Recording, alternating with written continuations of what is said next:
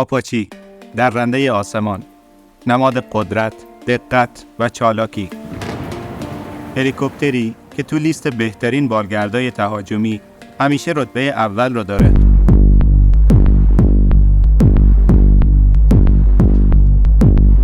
با ما همراه باشید تا هلیکوپتر AH-64 بوئینگ معروف آپاچی رو بررسی کنیم. از بدنه مستحکم و غرش موتورهای توربوشفت تا مهمات وحشتناک و رادار فوق‌العاده قوی اون.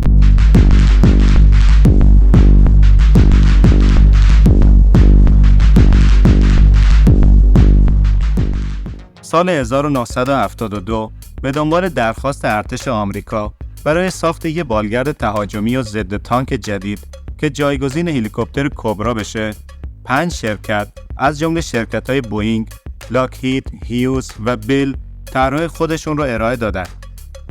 این پروژه به حدی مهم بود که سال 1973 ارتش آمریکا 5 پروژه مهم داشت که به اونا میگفتن بیگ 5، یعنی 5 طرح بزرگ، که یکی از اونا طرح AAH یا ادوانس اتک هلیکوپتر به معنی هلیکوپتر تهاجمی پیشرفته بود.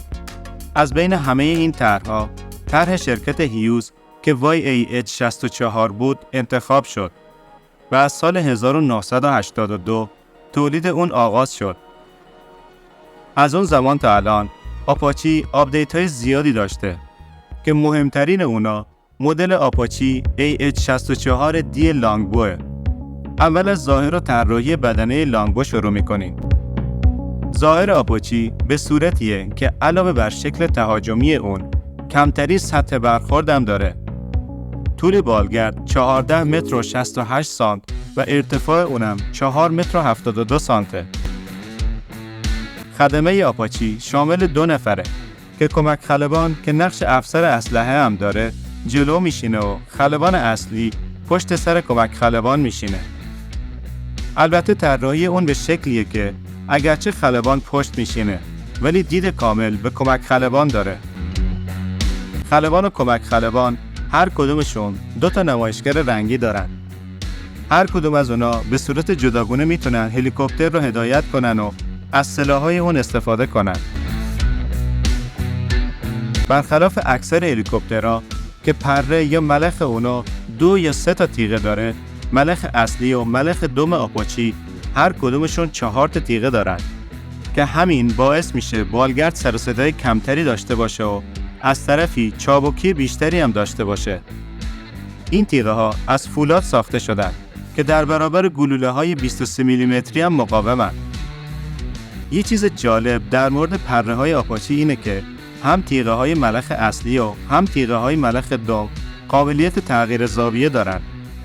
نحوه کار اونا به این شکله که وقتی خلبان اهرم مربوط به ارتفاع رو بالا میکشه، زاویه تیغه ها زیاد میشه که باعث میشه سطح برخورد اونا زیاد بشه و بالگرد سریعتر اوج بگیره.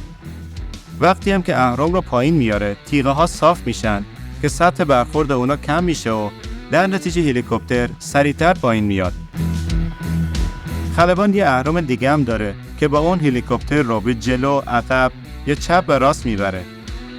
علاوه بر این 2 تا اهرم برای چرخش درجا 2 تا پدال تو کابین است.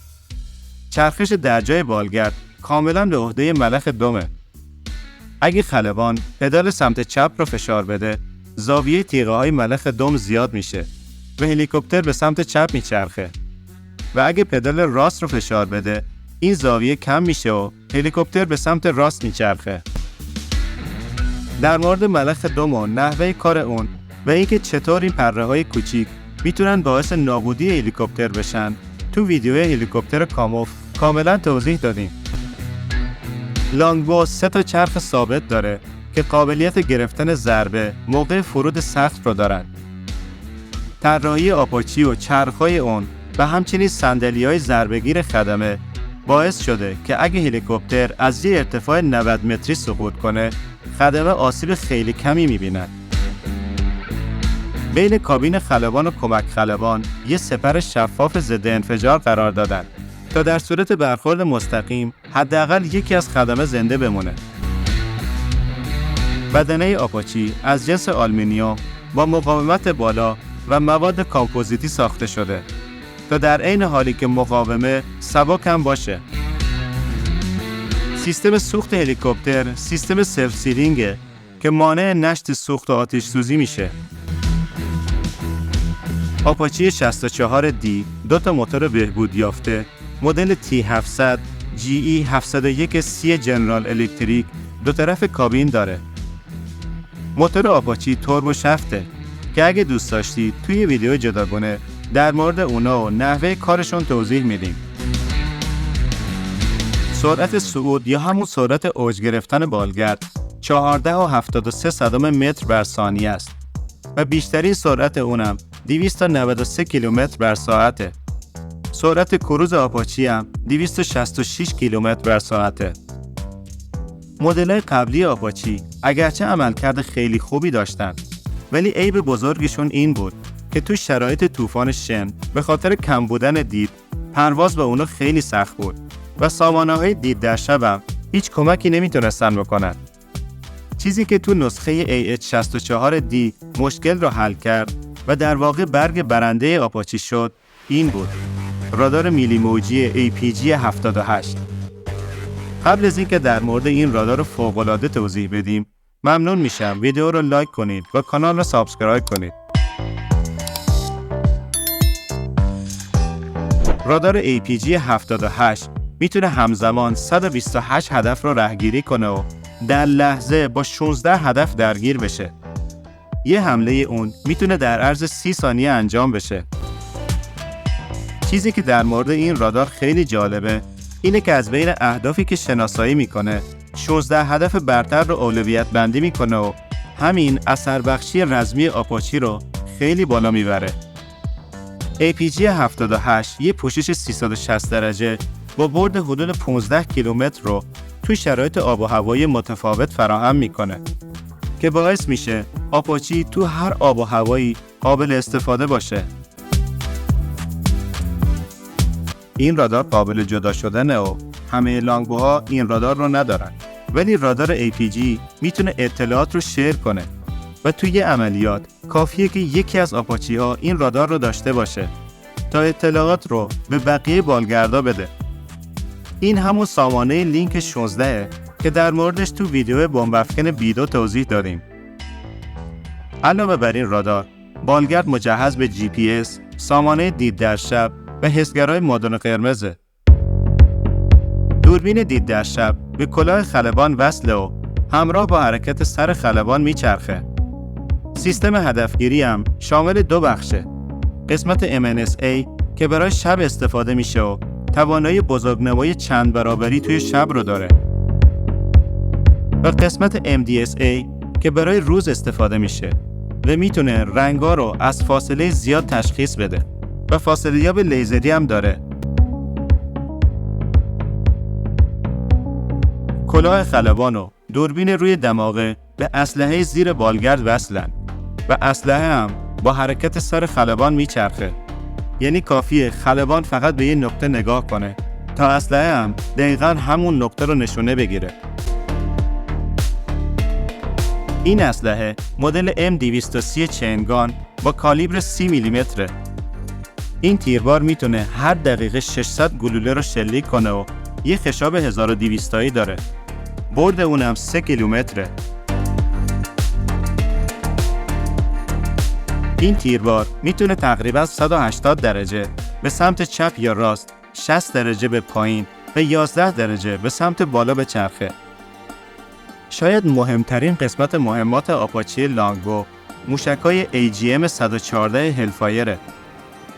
نحوه عملکرد هلفایر به این شکله که اهداف یا توسط رادار APG شناسایی میشن یا به وسیله سیستم نشانه‌گذاری لیزری بالگرد. بعد از شناسایی هدف، موشک شلیک میشه. حالا اگه موشک مدل AGM 114 کا باشه که با سیستم هدایت لیزریه با جستجوگر لیزری که تو دماغش داره مسیر رو تنظیم میکنه و به هدف میرسه. اما قسمت جالب زمانیه که موشک مدل AGM 114L باشه. اینا موشک‌های هدایت شونده راداری با سیستم هدایت رادار APG آپاچی هستن. تو این حالت رادار دائما اطلاعات هدف رو به موشک میده و موشک مسیرش رو به سمت هدف اصلاح میکنه. یعنی احتمال خطا رفتن موشک تو این حالت خیلی کمه. به این سیستم فایر اند فورگت میگن، یعنی شلیک و فراموشی.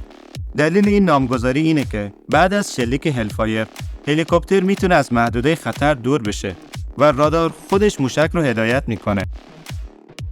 هلفایر تقریبا میتونه هر تانک و هدف زرهی رو نابود کنه. دو طرف بالگرد 2 غلاف 19 تایی راکت‌های هیدرا 70 قرار دادند. اینا راکت‌های هوا به زمین هستند که از اونا برای زدن سایر هدف‌ها مثل خودروهای نظامی با زره کم استفاده میشه. بخش بعدی مهمات لانگبو موشک‌های هوا به هوای AIM-92 هستند. اینا موشک‌های کوتاه‌برد مادن و قرمز هستند که آپاچی برای مواجهه با سایر هلیکوپترها و تهدیدهای هوایی از اونا استفاده میکنه. جدیدترین مدل آپاچی AH-64E گاردینه که بدنه محکمتر و موتور قوی‌تر نسبت به لانگبو داره. آپاچی گاردین میتونه هواپیماهای بدون سرنشین رو هدایت کنه و یا اطلاعات اونا رو دریافت کنه. آمریکا تعداد زیادی از مدل‌های آپاچی لانگبو رو به آپاچی گاردین تغییر داده. نسخه AH-64F هم طرح جایگزین بقیه آپاچی هاست که موتور تقویت شده، عرابه فرود جمع شونده و ملخ دم متفاوت داره. البته این بالگرد هنوز تولید نشده و قرار سال 2030 تولید بشه. به نظر شما قوی ترین بالگرد تهاجمی دنیا کدومشونه؟